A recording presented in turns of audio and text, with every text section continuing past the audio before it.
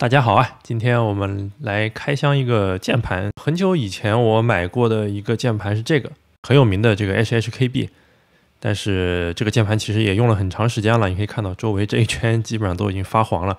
我除了用过 HHKB 之外，并没有用过其他的键盘，所以今天也非常好奇啊！我买了一个这个键盘，这个叫做京东精造的一个自有品牌啊，叫做这个铝合金双系统客制化机械键盘。是这样的一个包装，这个牌子我之前在网上查了一下，京东精造的这个键盘，它其实是一个叫做 Keychron 的牌子代工的，然后这个牌子在国外也有的卖，在国内其实也有的卖，应该是个国内的工厂的一个牌子吧。它在这个京东精造它的 OEM 的这个版本好像价格要稍微便宜一些，然后这个是，看一下这里面包装上面写的是什么，它的型号叫做 Q1。它现在 Keychron 的这个正宗的这个 Q1 现在在国内好像还没有的卖，但是在它自己这个 Keychron 的官网上，就是在国外其实是有的卖的。然后京东精造的话，它就有这个 Q1 这个型号，可以看到它这个制造商叫做可创技术深圳有限公司，所以它这厂是个深圳的厂。前面已经说过了，我从来没有用过，除了笔记本自带的键盘，还有这个苹果的 Magic Keyboard， 还有这个 HHKB 之外。我从来没有用过其他键盘，这个其实也是相当于是我第一次买所谓的机械键盘吧，所以我也很好奇这个大概会是一个什么样的东西。然后我在买之前呢，稍微有一点点这个了解，说这个所谓的客制化到底是什么意思。这个客制化其实就是 customize 的意思吧，应该就是说键盘，毕竟大众所接受的键盘，它其实都是一个非常非常普通的一种选择，然后机械键盘本身就是相对小众一些了。然后这个所谓的客制化键盘呢，机械键盘应该就是它会有更多可以自定义的地方。然后之所以选择这个型号呢，也是因为它自带这个 Mac 的支持。你看这个自带默认的键帽，其实上面就有 Mac 的键帽，所以说我觉得应该用起来也会比较的无缝一些。我们把这个壳子放到一边去。OK， 然后我们打开之后是一个这样的包装。打开它，哦，这个里面东西还是很多的呀。可以看到这里有一袋，这个感觉有一种在玩乐高玩具的感觉，有一堆键帽的零件。OK， 然后这里有一个使用说明书，组件有很多，然后规格是82件，布局75%机械轴体，然后键盘的基本功能、按键说明、组合键的功能。然后本产品支持这个叫 VIA 软件，好像是说它这个键盘是支持，它是使用的一种叫做 QMK 的固件，所以这个固件它支持用这个软件来给它相当于给它刷系统吧，然后就能自定义这些各种键位的功能，所以这个我可以等一下再尝试一下。然后它支持这个 Windows 和 Mac 两种模式。如果要拆装键盘电路板进行 DIY 配件更换，请注意以下事项。OK， 这里它其实已经说到了，如果出现故障该怎么办。它上面说，请从 keychron.com 的网站上下载 Q1 的 QMK 固件，也可以联系精造在线客服获取。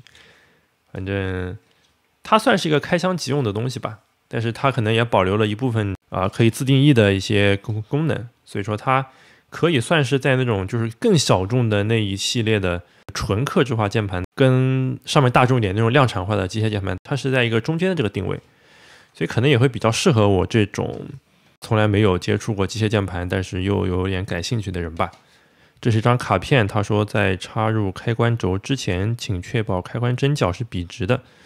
OK， 如果是弯的话可能就会把它插断还是怎么着吧，我也不是很清楚。请轻一点并确保针脚与插座正确对齐。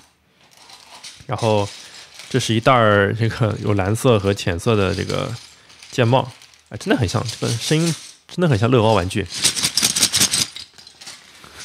OK， 然后这个就是本体。哎呀，这个键盘比我想象的重很多啊！哇，好沉啊！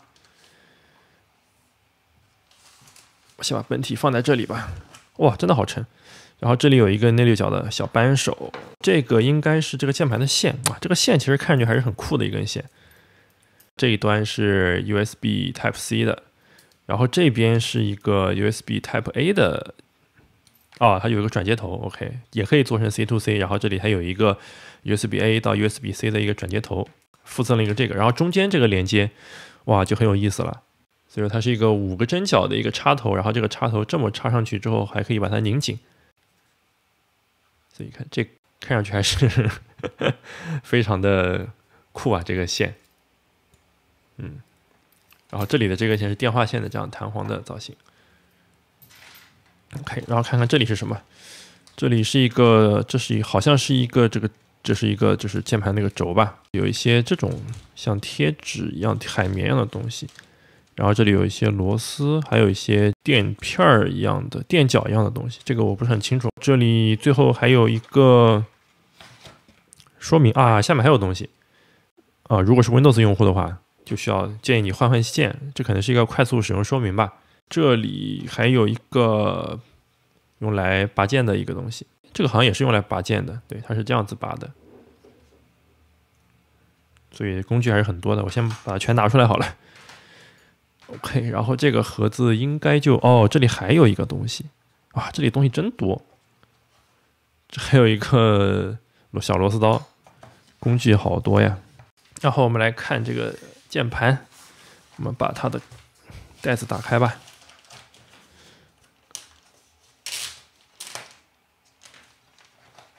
哇，这个外面是一个应该是个铝合金的一个金属啊，所以还是冰凉冰凉的。哇，这个键盘看上去比我之前的这个 HHKB 来对比一下，之前这个 HHKB 大概是这么大，比之前这个 HHKB 要大一些。然后之前的 HHKB 现在已经有一些发黄的成色了，这个看上去又还很新。我先大致感受一下，哎，它这个按下去的键程其实没有 HHKB 这么深，感觉要稍微浅一些。这个 HHKB 这个键盘它是最开始会有一点点的小阻力，然后会整个的按下去。它这个就是比较直上直下的一个，在最开始没有一点点小阻力，键程其实也并没有 HHKB 这么深。然后声音好像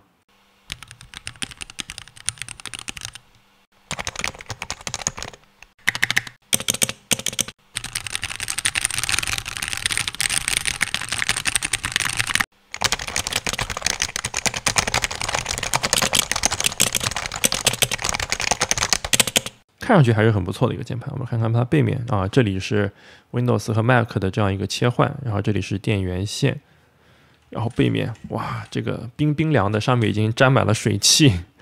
这是4个脚垫可能它那个附带脚垫是用来干这个事儿的。哎，但是这个键盘似乎没有那个能把自己撑高的那种机制啊。不过它本身就是有点斜的了，可以给大家看一下侧面。如果放平了的话，其实它本身就是有点斜的，所以可能也还好吧。哇，这个真是我手好冷。我看了它说明书上，这个地方其实是一个京东的一个 logo， 但是说这个里面其实也是可以换成一个按键的。我现在用了 HHKB 这么多年，其实我觉得它整体都是非常好的键盘，但是有一点不太方便的是，它按方向键就有点麻烦。按方向键的时候，你需要用小拇指按住这个 FN， 然后再用上下左右在这个地方。然后这个它有一个上下左右的键，感觉会更好一些。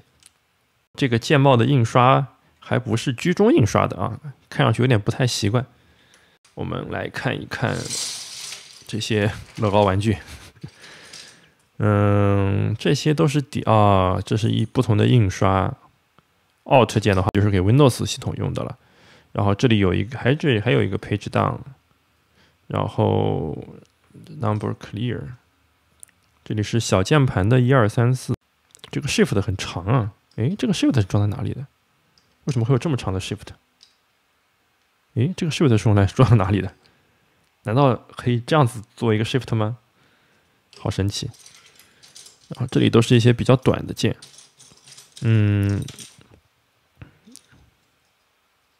诶，这个看上去像是那种专门用来做小键盘的那些键帽啊。这里还有一个开灯键和关灯键，这是对，这个键盘应该是有一个背光的，到时候可以通上电用，给大家看一下。我们现在来把这个线给接上试一试吧。这个线跟它这个键盘的框架的颜色也是一样的，这一点还是细节还是很不错的。接上线，现在我们应该就能看到这个隐约能看到一些背光了吧。是怎么样换背光的？用 Fn 加 A 和 Fn 加 Q，Fn 在这儿，就是这样子。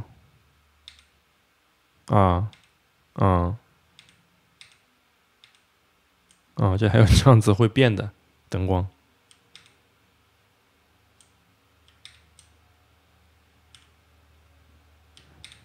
还是有不少这种背光的模式的。哎，这个键盘只要一加上背光，就会觉得特别酷炫，也不知道为什么。好的，然后我再研究一下其他的这些配置吧。2000 years later. OK 啊，经过这几天的试用，我现在已经对这个键盘它的手感已经逐渐熟悉了，可以跟大家分享一下我目前为止对这个键盘软件上的自定义吧，还没有涉及到这个硬件上的自定义，因为这个键盘我到现在还没有实际的把它拆过，包括它右上角的这个按钮。现在 Keychron 新出了一个，就是这里是一个旋钮的版本，但这个版本似乎还没有在国内上架。这个旋钮的版本，我理解它大致是可以用来做一些音量调节的工作，但其实我不是特别用得到，所以感觉可能对我来说意义不是特别大。大家可以看到，我这里面最大的一个改动，可能是把这里的 ESC 键跟上面的这个反引号键做了一个切换。我把这个键帽也都改掉了，顺便可以给大家看一下它这个里面的轴是什么样子的。看它里面就是一个这样子的一个黄色的轴。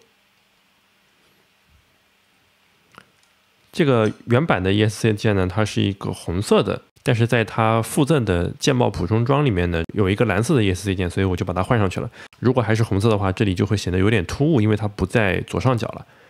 然后这两个键的位置替换掉了之后呢，我也需要把它的功能给替换一下。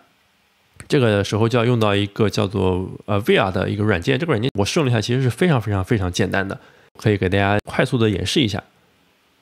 可以看到我打开它之后，就已经自动识别出了 Keychron Q1 这个键盘，然后在这里就显示出了它的布局。如果我想替换任意一个键的功能，我只需要先点这个键，然后在下面选择一个我想要的功能，这样就把它替换掉了。你甚至不需要点任何的保存啊，或者是刷新这样的按钮，它自动就生效了。可以看到原来这里是 ESC 键的位置，我把它改成了波浪号这个键，然后在左边这个原来应该打波浪号的位置上，我把它改成了 ESC 键。这样的话，我按 ESC 键就会像在 HHKB 里面一样，不用把手够得非常远。同时，这个 ESC 键还是一个比较特殊的 ESC。可以看到它在这里有一个反引号，也就是说这个 ESC 键这样的这个键，它的全名叫做 Grave Escape， 也就是说它同时具备 ESC 跟上面这个反引号波浪键的一部分功能。可以看到这个键可以在 Special 里面找到，在这儿这个键它下面的说明就是说你在单独按一下这个键的时候，它是跟普通的 ESC 键是一样的功能。但是如果你按住了 Shift 或者按住了 Win 键，在 macOS 下面就是你按住了 Shift 或者按住了 Command 键，这个时候你再按它的功能就会跟波浪线是一样的。所以这带来一个什么好处呢？